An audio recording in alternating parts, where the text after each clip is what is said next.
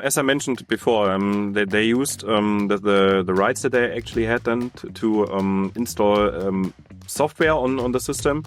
And it was at least no ransomware attack itself. It was a crypto miner that was installed on every possible VM and exhausted the CPU as much as possible. You know, they maybe, let's face it, during midsummer in the Nordics, maybe loads of people are attacking with crypto miners while everyone else is away on leave. They used the rights that they actually had then to install software on the system. And it was at least no ransomware attack itself. It was a crypto miner that was. But Exchange in Active Directory needs to be an Active Directory. It has to be. And that would be the Active Directory they get a hold of anyway.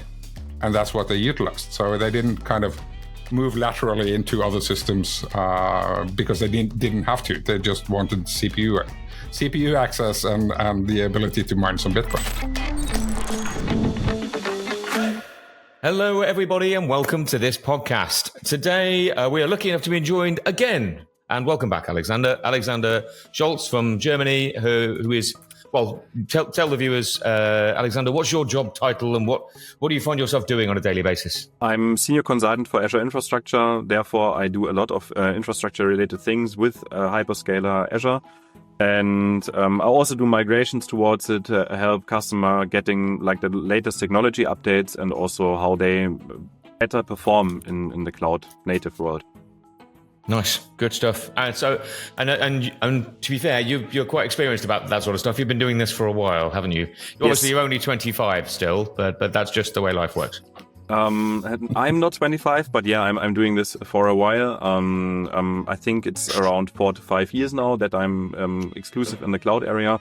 Of course, with some sort of on-premise know-how before. Yeah, nice. Good stuff. I mean, always good to have a good background. So thanks for joining us, Alexander. So I don't think in reality we're missing Christian Lehrer. Hope he's enjoying his holiday today. Me and Christian Mohn are going to, we're going to try and hold it up without him. We have a substitute German, though. So we do have a substitute. Yep. Yes. Okay. You've got to have a substitute German going in. But be strong, Christian. Be strong. We can do this. And we were unsure what to talk about today, but I think what we were going to do is have a bit of a deep dive into Alexander's experience with regard to an actual ransomware attack. Because I suppose I'm very conscious of the fact that there's a lot of marketing stuff out there with regard to ransomware. And there's a lot of, specifically all the backup providers go all out to say, oh, this is how it happens. This is how it happens. This is how it happens. And they all do it in very different ways. So they don't necessarily agree on the way that it happens, but they claim it happens in the way that benefits the product they've just released. So I'm kind of hoping that from Alexander, we can, without naming companies and things of that nature, but try and get some sort of insight into what it's actually like to witness, maybe try and fix, and maybe the aftermath of what a ransomware attack actually is. So we're grilling you, Alexander, for the next 20 minutes or so. Is that okay? Yeah, of course. Good stuff. Okay. So really, I suppose, start us off. So maybe give us an insight into how you found out that the company you're referring to was being attacked by ransomware. What occurred? Much the most simple thing that is acknowledgeable or that you recognize is CPU load on entire VM farm was peaking up to 100% across, I think, 300 VMs to that time. And you then could see that all those processes were some sort of hiding. You could actually not see them right away. You had to dig down in the process history and the process list so that you could see that there's actually something going on. And back to that time, there was also a huge news about unpatched Exchange servers that were able to being attacked by a proxy shell and a proxy logon to that time. And that was pretty much the start of it, like exposed system that was not up to date and was not treated how it should be treated. And from that, of course, other possible attack paths were there, but up to that day, it's still the only thing that was attacked first is the Exchange server. So they sort of gained access to an Exchange server through an exploit, let's say. Yes. And but they went at it straight away. Did they spend, because obviously there's lots of talk about, people will be on your systems for months, investigating your network, trying to find ways into other systems. But they more or less saw an opportunity, maybe unexpectedly, and decided to go for it, the ransomware attackers. Yeah. I mean, the sad thing about this is that it's an Exchange server, and Exchange server is tied to domain and therefore also with domain admins and so on. And because their IT security was not also up to date, it was actually super easy to get access to domain administrator account, for example. Smooth. And then the attack path is kinda easy if everything is domain joined and you're admin of a system right away. Wow. Exactly. And they were. Sorry, go.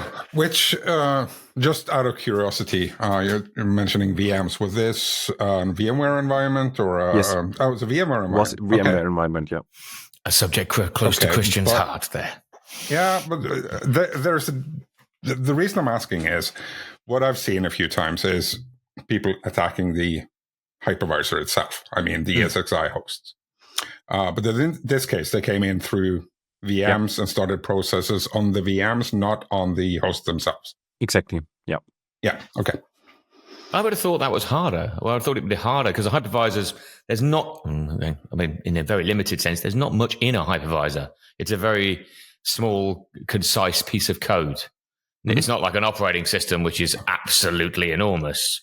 So surely there's a less of an attack surface in a hypervisor than there is in Windows. Especially when it's also down to the vulnerability. If even a hypervisor can have a 10 out of 10 vulnerability, and then it's also a big thing that could happen to you, even when the hypervisor is still comparatively small to other systems.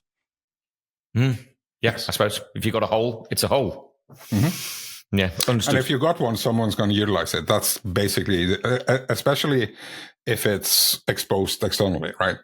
Which, I mean, an on-premises Exchange server has to be somehow exposed externally to be able to send and receive emails. You can mitigate who can connect to it and why and so on, but by the nature of things, it needs to be accessible for someone. Yeah. Obviously, a lot of this stuff is with the benefit of hindsight, which I actually quite like. So obviously, the Exchange system had a vulnerability, but was that vulnerability exposed to the internet, or had they found they hadn't found some other way in via a desktop or something else? No. It was exposed to the internet. It's kind of simple said, because it's the Exchange Administrative Center that was publicly available in the internet. That's something that you should actually not do because it's the admin system and the admin center. But that was the issue additionally with the vulnerability then. So that specific vulnerability was basically you could impersonate the admin through port 443. I mean, HTTPS. Yep. Which is probably exposed anyway, right? So that's not good. And then you could administer the environment from that. And execute other arbitrary code commands. Yeah. Okay, good. Yeah, no, and this is it. And I suppose certainly this is something that changed a lot over the last 5 or 10 years. Is the fact that actually it's not attackers coming in with viruses or some things of that nature to try and gain access. It's actually problems with the code on the actual systems themselves. It's exploits within actual very expensive pieces of software that are the main way that an attacker gains access to your environment. So it's not your firewall anymore that's the issue. It's the thing sitting behind your firewall that's got a vulnerability built into it. Well, that's kind of the nature of things, though, right? So every attack happens in allowed traffic. Yeah. By default, right? If you don't allow the traffic, you won't be exposable. But if you don't allow the traffic to Exchange servers that you need to for that to work, you don't really have an Exchange server. You don't have anything. Yeah. So everything that's being exploited is being exploited through whatever traffic is allowed. Yeah, it's true. But people sort of sometimes, I don't know, think that it's their firewalls or what have you that should be catching this sort of stuff. And when it's within the protocol of the product you're using, firewall can do nothing with it. That's not going to help. Yeah. And also not related to this specific incident, which we'll have to get back to a bit. But the past few years, the most vulnerable or the most kind of hardware or software that has had the most publicly available exploits out there are usually VPN aggregators, firewalls, identity managers, things that are supposed to be accessible. Oh, it's truth. So right? It's our security there's products. A bunch of these firewall authentication providers. I won't name any names right now, but a bunch of those have had issues with people being able to get admin access to them from the outside through exploits in the software that is supposed to guardrail your network access. Oh, it's truth. So, yeah. Also, again, it happens through allowed traffic. Okay, sorry. Yes, back to the issue. So Alexander, so they've gained access via an exploit into what was an Exchange vulnerability that could have been patched but wasn't. But this is often the way these things are. So what happened then? As I mentioned before, they used the rights that they actually had then to install software on the system, and it was at least no ransomware attack itself. It was a crypto miner that was installed on every possible VM and exhausted the CPU as much as possible, and was mining cryptocurrency there. Okay, surely that's got to be a very short-term strategy, hasn't it? Because they know full well that you're going to know instantly that that's going to be the case. Because once all of the CPU has been stolen, there's the possibility that everyone was on holiday. You know, they maybe, let's face it, during midsummer in the Nordics, maybe loads of people are attacking with crypto miners while everyone else is away on leave. Yeah, no? I mean, it was throughout the weekend, and when we actually saw their first attack and how everything evolved. And during that weekend, all those processes were running entire time. And it's still, even though it was only a few days where the actual attack happened and was actually taking place, the crypto miner, we calculated it out. It was around 80 to 100,000 US dollars that they actually made during that action. Whoa! So they managed to mine some decent stuff within that period of time. Yes. That's the reason why the CPU was exhausted, because they ran those crypto miners. Amazing. It's truth. Okay, so with regard to when it came to the environment, they managed to gain access to the full. They gained access to the full domain. So they were domain admins. Yes. They gain access, therefore, to the operating system of every single virtual machine within that domain, which was more or less everything. Did they do the backup system, or did they not need to because they weren't going to do proper ransomware? I suppose they were going to do crypto mining instead. They didn't attack the backup system because it was just pure coin miner. But in the worst scenario, you could have also attacked the backup because it was also domain joined, and then it's kind of simple. If you have the keys to a domain admin account, then it's not going out well for you. No. So how King of how do you? understatement. I mean, I see how you can see that on all your hypervisor hosts, all the CPU is going at 100%. All of the VMs at the same time is requesting everything you have. Yeah. Right. But the scheduler was having all sorts of fun. Yeah. I mean, the ESXi scheduler should have had a ball game with that. It should be. I mean, the problem with that is, one, if you exhaust all your resources in such a cluster, all the VMs are going at 100% CPU utilization. How do you clean that up? I mean, it's hard to get into those VMs to actually start cleaning up stuff because they're so busy doing other things. Yeah. That's hard, and that's why the only actually scenario that we had is to shut down everything. Like the entire company was offline. Nothing's working anymore. Database is down, everything. And we started by scratch. Together with a security team back then that was actually bought because of that scenario. They helped us during that incident, and we started to clean the systems one by one. We first identified what issue it was and then what attack was happening. And then with the identification of the attack, we could also see what we need to do to clean the systems. Of course, in theory, you could still have some backdoors and something placed.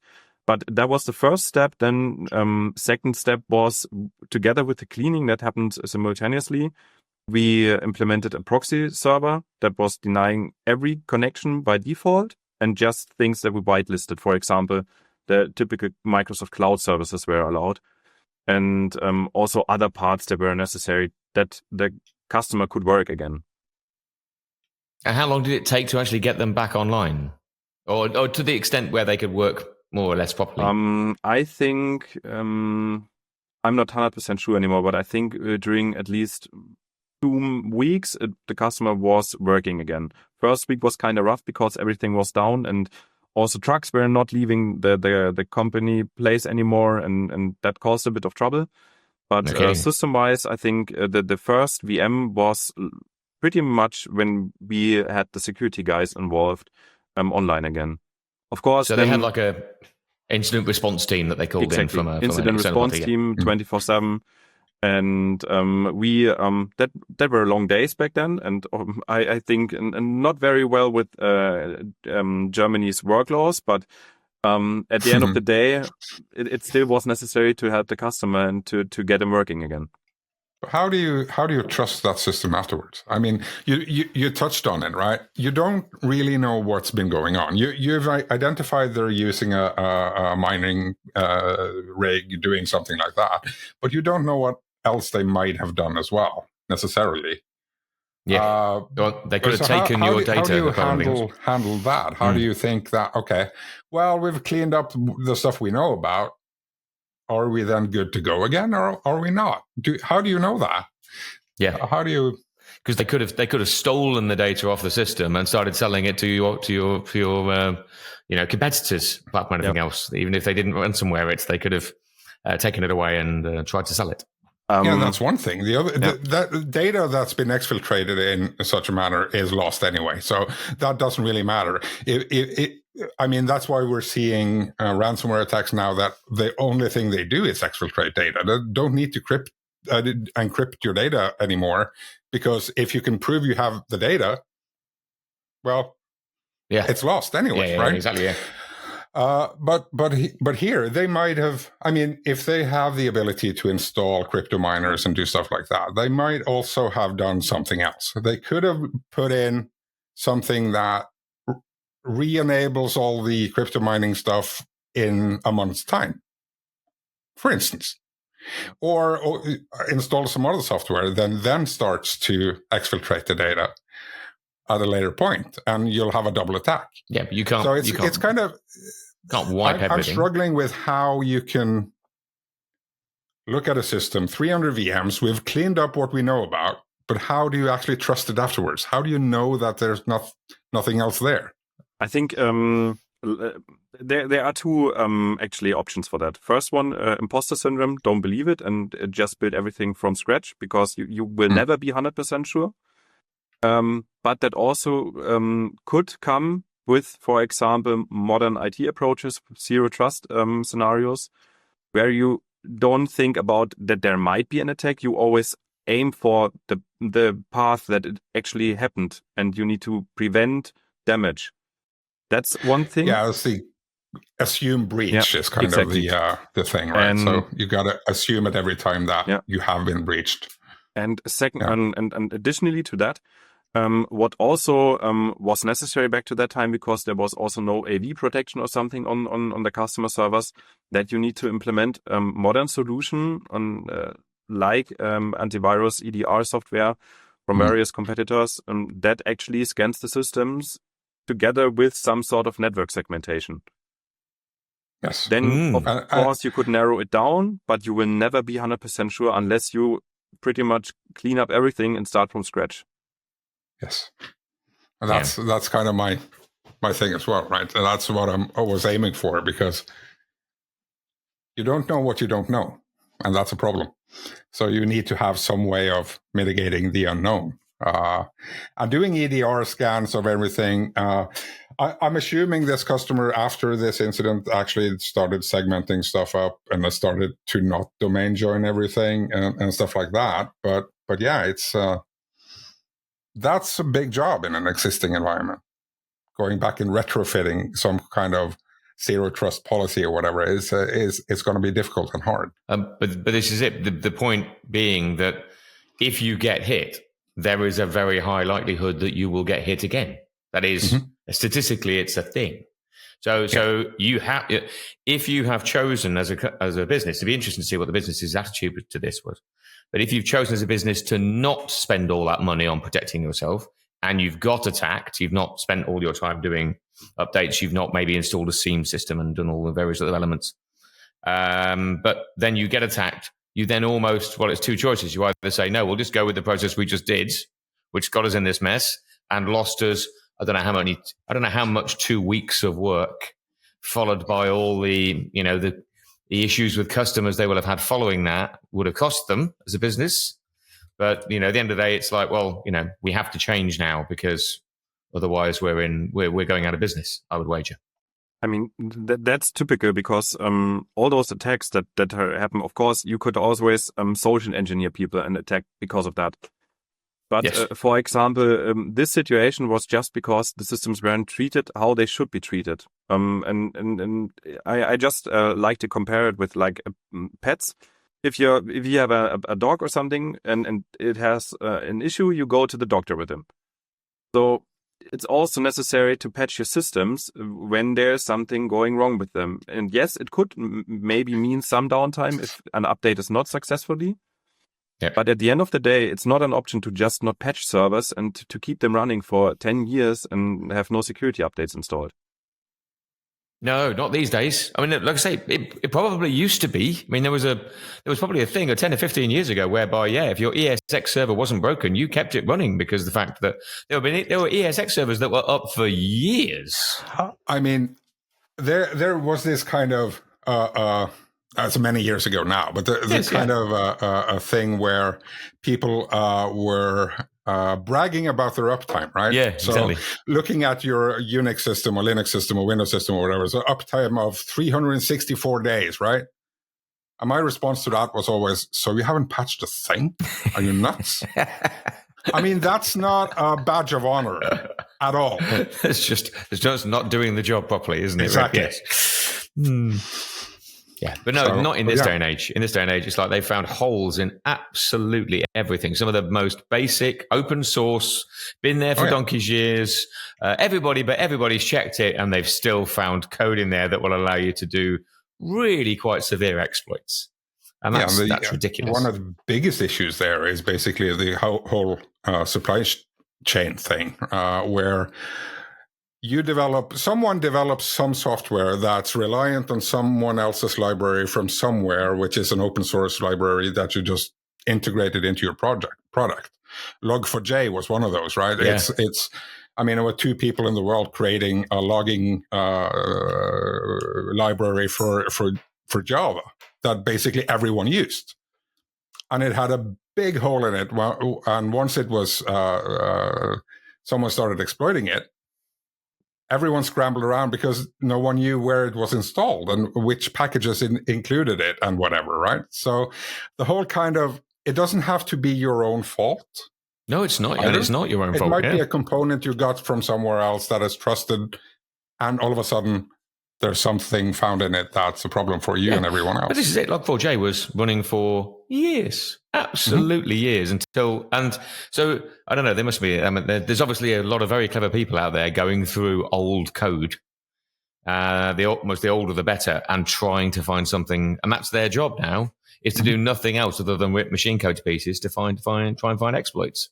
Yeah. And there's so many people trying to do that, and I would wager that there's probably a shed load of AI trying to do that these days as well. Oh yeah. But this is why patching is just king at the moment. You've got to patch everything, because as soon as it's found, you have to be on top of it. Otherwise, it will be exploited. Yeah, and it'll be exploited automatically. Yeah, back to AI again. Right. So Alexander, so the business, obviously 2 weeks leave. That's I'm sure they didn't see it that way. But then moving forward, how did they recover, and how did this change their attitude? It changed the attitude in that way that they started to implement an automated patch solution, that the systems were with different cycles patched automatically. That they implemented during that incident, of course, an EDR agent that was also put into production later and is still running up to that day. And of course, the proxy server was still a thing that was also continued after the attack. Like all those setups, and especially what they also did is to transform their old operating systems to newer ones. Of course, that's also something that you cannot do in just 2 weeks, and you just throw everything out and just replace it.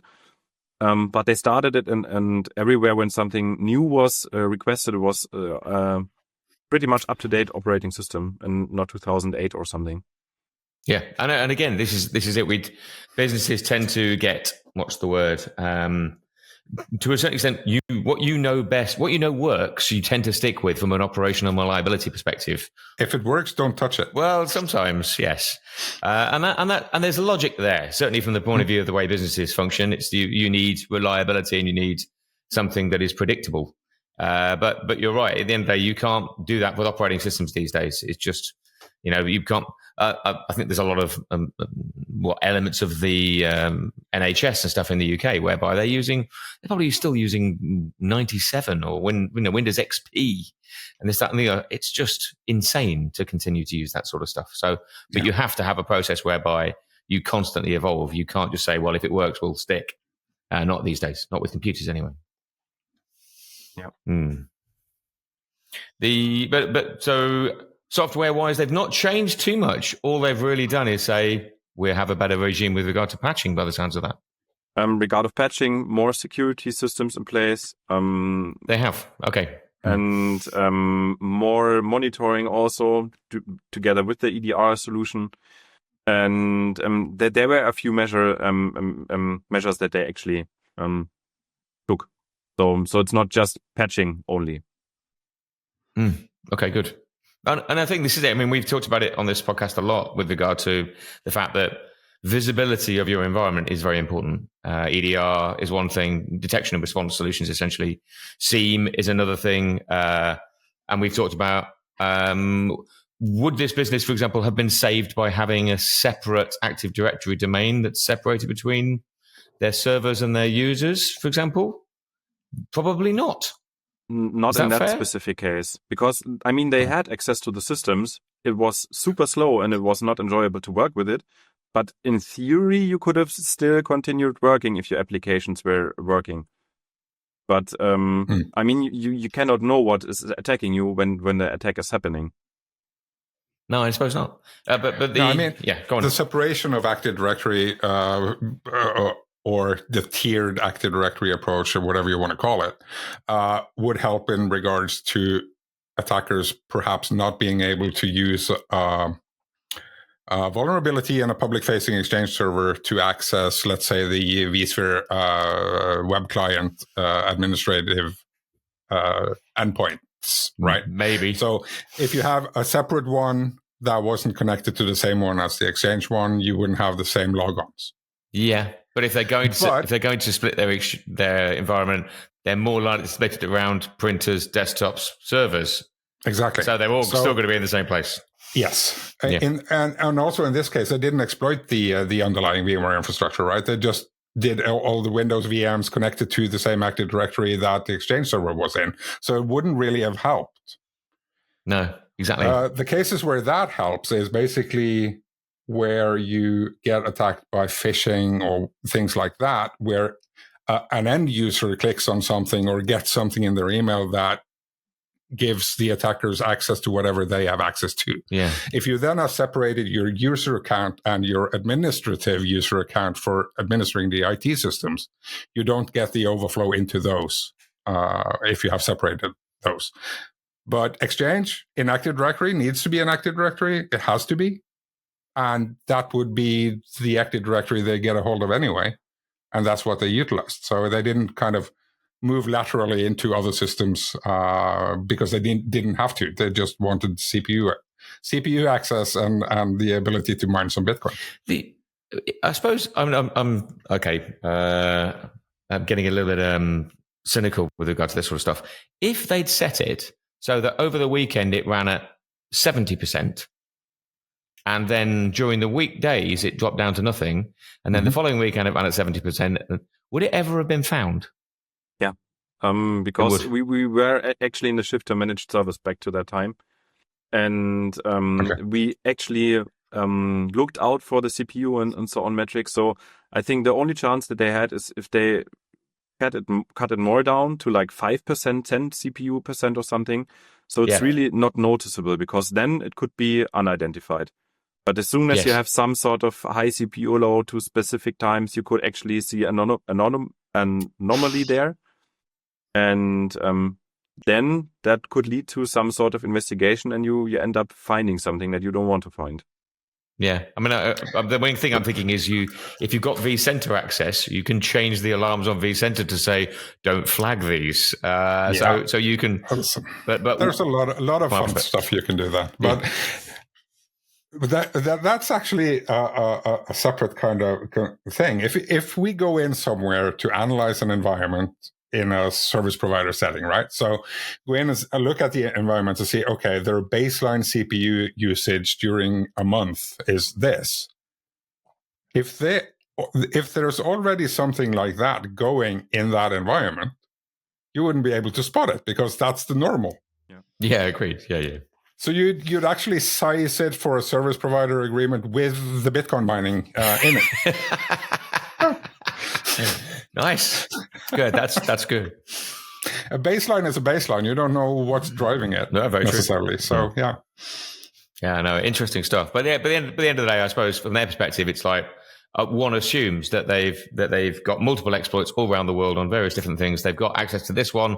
They're going to use it for three days. They're going to bin that. They're going to go and move on to another one and use that for 3 days and just plow through trying to get as many CPU cycles as they can. They're not doing this tactically over a period of time. It's purely opportunistic. Yeah, I mean, I know the news are not up to date anymore, but still last year there were 17,000 unpatched Exchange servers in Germany. Whoa. Oh, seriously? That's ridiculous. So it's like, the amount of what? Customers they've got out there that they could just go and adopt is enormous. Pretty much, yeah. I mean, the 17,000 not exclusively maybe to proxy shell and all those attacks, but still 17,000 unpatched systems that are in theory exploitable with the right attack. That's ridiculous. And they're easy to find too. Yeah. So there are tools for it that are even free to use if you have bought a license back in the day. That was super cheap then, or even with like free tools, they are super easy to find. I just specifically right now, did a quick search in the search engine called Showdown for VMware vCenter. Right, so I found about 1,600 publicly available VMware vCenters in their database right now. And there is no reason why a vCenter should be available on the internet whatsoever. But right now there's 1,500 of them that I can start to look at. Okay. I'm sure some of them are honeypots. I might have one of those myself. But the thing is, a bunch of them are not. Everybody. Yeah. Right? That's ridiculous. So that's a core infrastructure system. Here's one VMware vCenter 5.5. I mean, that's 10 years old. I installed those. Yeah. Yeah, exactly. That is a while ago. Yeah. So if it's on the internet, it could be found. If it's on the internet and you haven't patched it, and you don't continuously patch it, you're going to be in trouble at some point. And by definition, many of the systems that we utilize are on the internet because of the fact that they are deliberately exposed to the internet because that's what they do as their job. Exchange being the prime example. Yeah, or those firewalls and access gateways and stuff exactly. like that. I mean, it's ridiculous. Okay, so let's wrap this up then. So I suppose I think we all know what the primary thing's going to be that we recommend with regard to trying to resolve this. But what are the customer take out of it, Alexander? What do you think that they learnt from this that they then change moving forward? That the transformation of IT systems is a thing that you cannot ignore. You have to do that, and you have to develop workflows for issues that you have and not overlook them. Yeah. And Christian? Basically, don't expose yourself on the internet. Okay, to be honest with you, there's a motto for life, I think. To be honest, exactly. But yeah. Have you seen my Instagram? Everything that is publicly exposed somehow needs to be taken care of and managed and patched and herded in a way that makes it as secure as it possibly can be. You have no way of knowing what might drop tomorrow about a vulnerability in whatever system you have. Yeah. But the kind of fear of these 0 days where you get attacked by something that's unknown to the general public, that some state actor or whatever has figured out, the NSA or whatever it might be, that's a very small or a small percentage of what gets attacked is those 0 days that no one knows anything about. Yeah. What gets accessed and attacked is publicly available things that should have been patched before someone accessed them or exploited them. Yeah, exactly. If you get rid of that by patching your stuff, you're going to alleviate 90% of all the automated, or 95% of all automated attacks out there. So what we're really saying is we're saying that if you have a proper structured patch regime, you protect yourself against 80, 90% of threats to unwanted purposes. Yeah. There may be the instance whereby somebody is making a concerted effort to try and get you because for whatever reason, but actually most of it is exploited unpatched systems. Yeah, it's, as I mentioned, it's opportunistic, right? So if you see an open door, if you have an open door, someone's going to walk through it. Yeah. Even if you're not targeted specifically, if your door is open, someone's going to go in there and have a peek around. That's how it works. Yeah. So and we know what you're doing closed this afternoon on that basis. To be honest, 1,500 servers, you'll be sitting. Yeah, that's right. Yeah, I have a list here. Yes. Not our job. Right. Okay. Great. Thanks for that, Alexander. I think at the end of the day, that's a really interesting discussion. But they're still in business. They're still doing a good job. Thank you very much. Yeah, and that's good news because at the end of the day, obviously, I think businesses these days, it's not a death sentence. The point is, you just have to make sure that you get your incident response team in, you get your managed service provider in, you make sure that you get the job done, and maybe you take the pain for a bit. But yes, you can make it out the other side. That's the most important thing. And start planning that contingency before it happens, please. Yeah, and patch the hell out of your systems for Pete's sake. And another thing, consider what you need to do to get back to work again. Like you need to understand what you need to start in what order, because there are dependencies on requirements, and if you are not aware of them, then the startup of things again takes ages and is painful. Okay, interesting. Okay, good point. Thanks, Alexander, and thanks, Christian. We will see you on the next podcast.